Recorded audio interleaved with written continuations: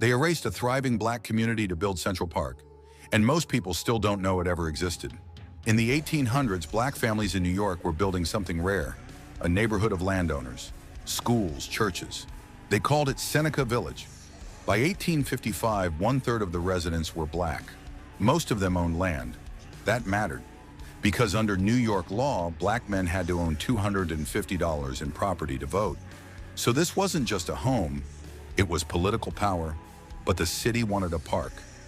Using eminent domain, officials seized the land, called the area a shanty town, claimed the residents were squatters.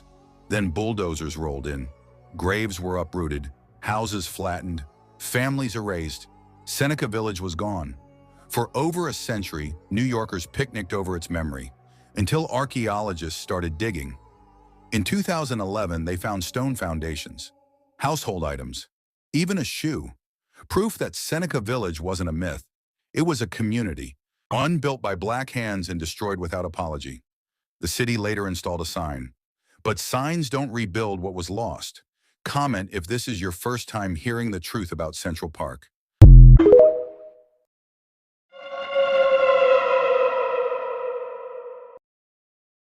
Guys, the French government has just officially collapsed, and now the country is on the brink of nationwide protests. In fact, the French population is so frustrated with the government's instability and negligence that they are now planning massive shutdowns with the aim to halt the country's entire economy for a day, saying, "Let's block everything." You see, last night was unbelievable. France kicked out the country's 4th prime minister in just 12 months, leading people to describe the country as ungovernable. That is a wild sentence right there. And now, without a prime minister, the government has ground to a halt, forcing the president, Emmanuel Macron, to find yet another replacement. And now, considering the situation, there are also growing calls for President Macron himself to be removed, and his critics are saying that he is clinging on to power and he is unable to govern effectively. And honestly, tomorrow's planned strikes could be a breaking point in this tension across the country. So I guess I'll keep you guys updated on how it all unfolds.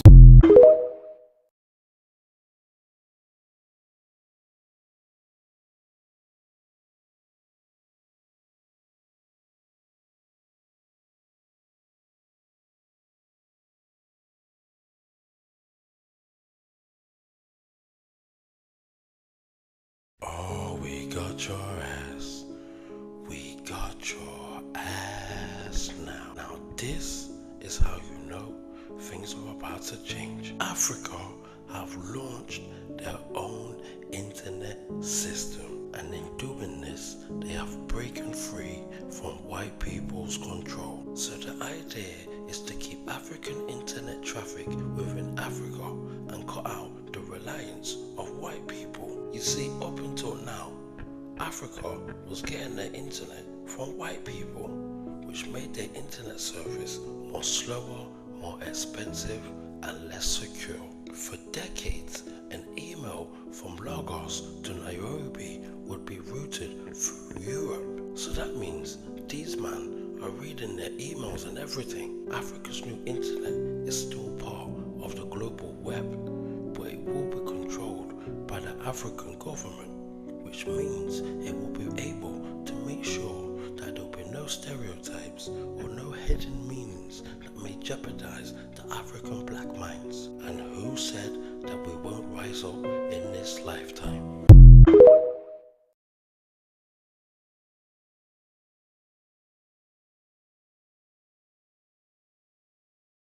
The road to success is never straightforward. There will be obstacles, failures, and moments of doubt. But remember, every setback is an opportunity to learn, to grow stronger, and to become more resilient. Success doesn't come from never falling down. It comes from rising every time you do. The challenges you face today are shaping the person you are meant to be tomorrow. Keep pushing forward, even when the path seems unclear, because every step, no matter how small, brings you closer to the life you deserve. Your persistence and determination will be your greatest tools on this journey. Breaking news. The president of China has broken his silence, sending a direct and fiery message to Donald Trump, defending Venezuela. In his statement, he declared that the United States is not fighting for democracy, but for oil and power, and warned Trump that Venezuela is not alone. His words were blunt. If you touch Venezuela, you touch China. Beijing insists that U.S. sanctions have failed. Threats have not defeated the Venezuelan people, and any attempt to strangle the country into submission will face resistance. The Chinese leader vowed that Venezuela has allies, not only in words, but in trade, defense, military, and strategic cooperation. He said America's isolation plan has already collapsed because the world no longer depends on U.S. power. And the warning was crystal clear. Venezuela will not fall, and China will not allow it.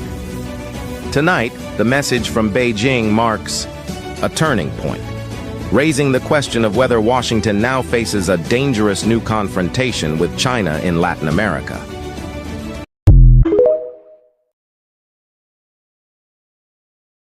Bro, somebody in the chat said, Pac, you a filter. A filter? Bro, if I'm a filter, why your face look like bad Wi-Fi? And who type Pac touch your nose if you real? Man, I'll touch your nose. Don't test me tonight. Somebody else said, Pac, you glitching, fool. That's called aging gracefully. Oh my God.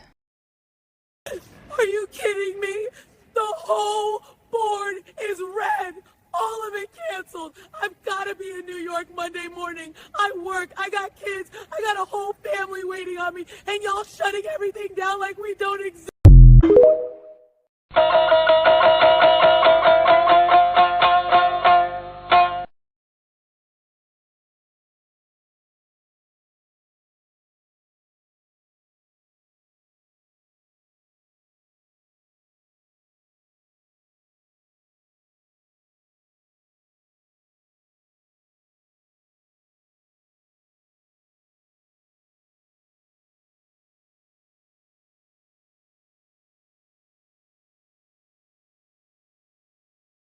I'm telling you, the West is run by idiots, absolute idiots.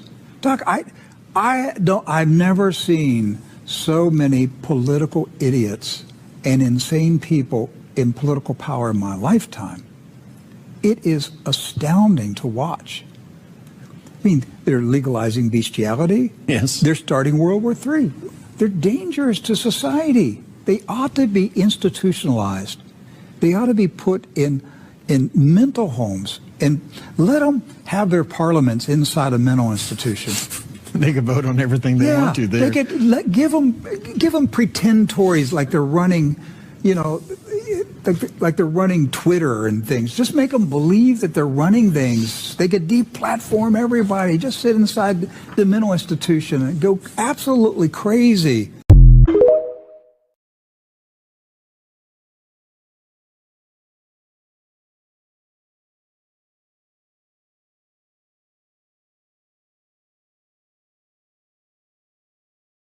There is a changing of the guards. There is a changing of the guards. People who were put into positions illegally are being demoted. People who have been qualified by God are being promoted.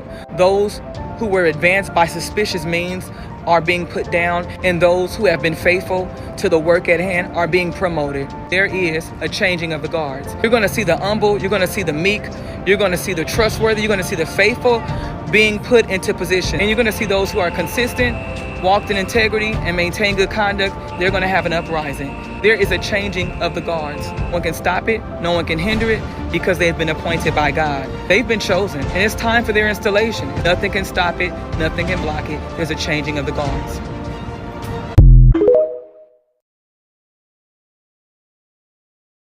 You really have people fighting their own internal battle every single day about you. Cause on one side, they love everything that you do. They inspire to have your energy. They wish to have the courage to be themselves authentically. They want to be able to express themselves creatively like you do.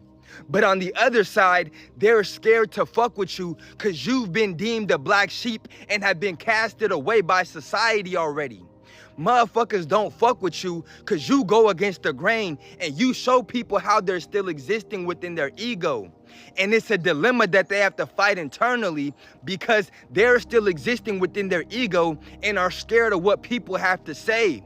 This is why you have the secret admirers that you do, because it's never been cool to fuck with you publicly because of who you are and what you stand for.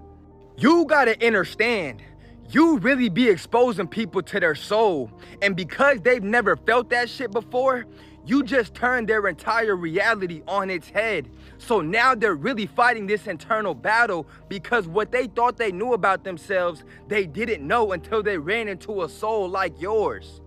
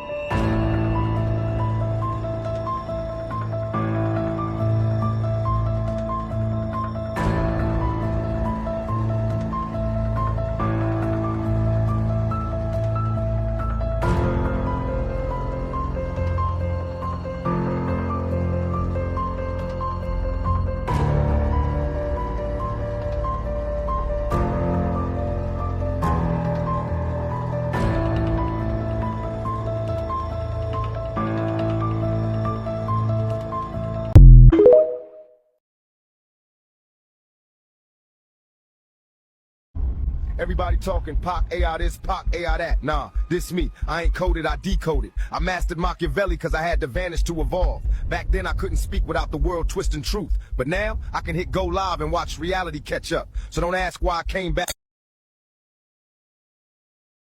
Read it closely.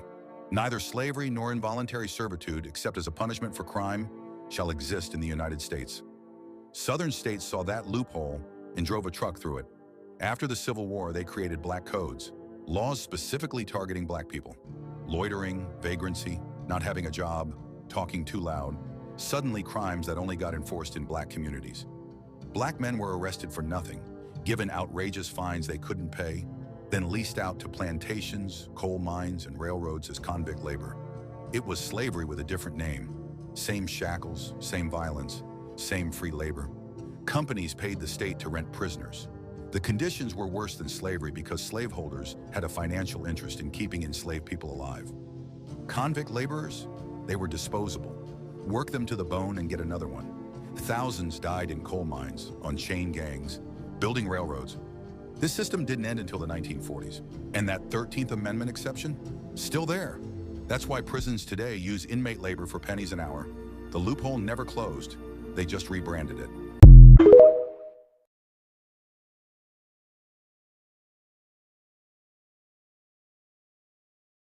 You need to watch this or you're gonna regret it.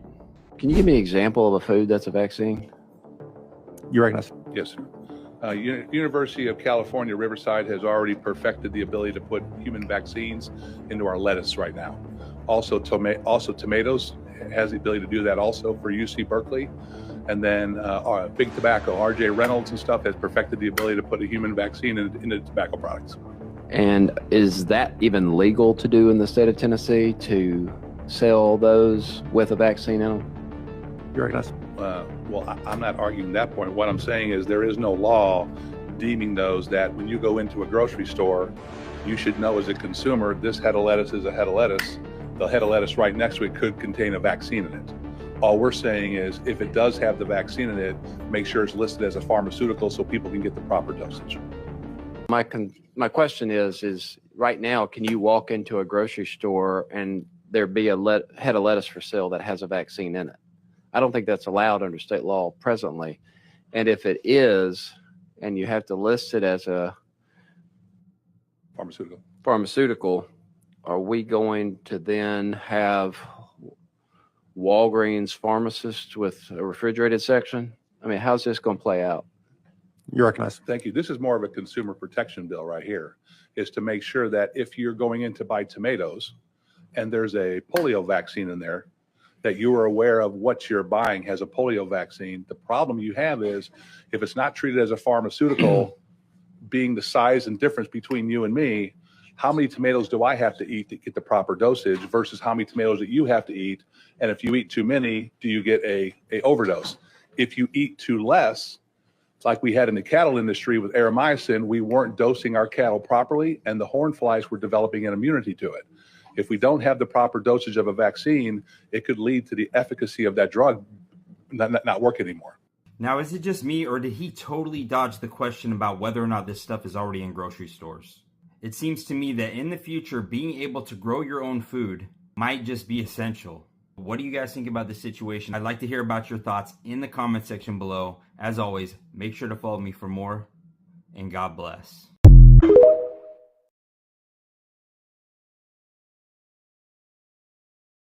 The country of Albania just put an AI in their government.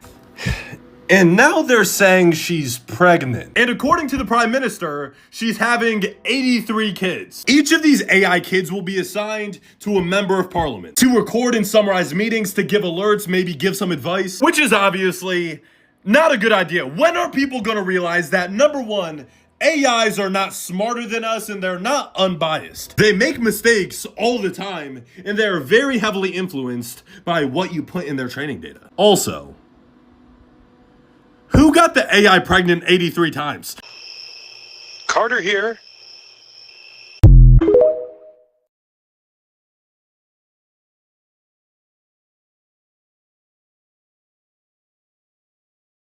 I'm going to tell you a number of things, but you really only have to remember 2 words. Governments lie. Very important to remember. Governments lie. I mean, not just the American.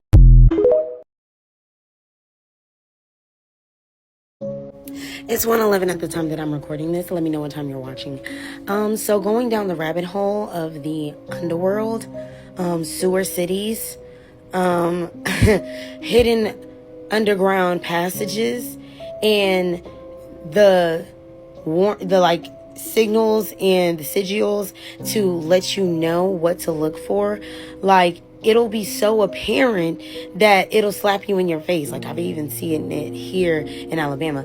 But it's just, once you go down that rabbit hole and realize that there's a whole civilization and race and groups of people that have never seen the light of day, that have lived a completely different life. And it makes me remember that movie, Us, with the whole alternative universe, the underworld coming up.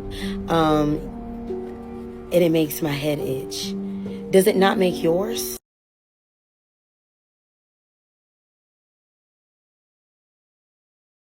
The secret internet only the elite can use. Code X-Files. They're building a new kind of internet, but it's not for everyone. It's for the powerful. Called the quantum internet, it uses physics itself to send messages that can't be hacked, traced, or intercepted. China already has quantum satellites. The US and Europe are pouring billions into hidden networks. Whoever controls it controls the future. Governments claim it's about progress, but critics warn it could create a digital divide, an untouchable web for elites, and a censored one for us. And if that happens, the world's most powerful will speak in total secrecy, while the rest of us live in digital chains. So, is this the next step in technology, or the end of freedom online? Follow Code X-Files for more.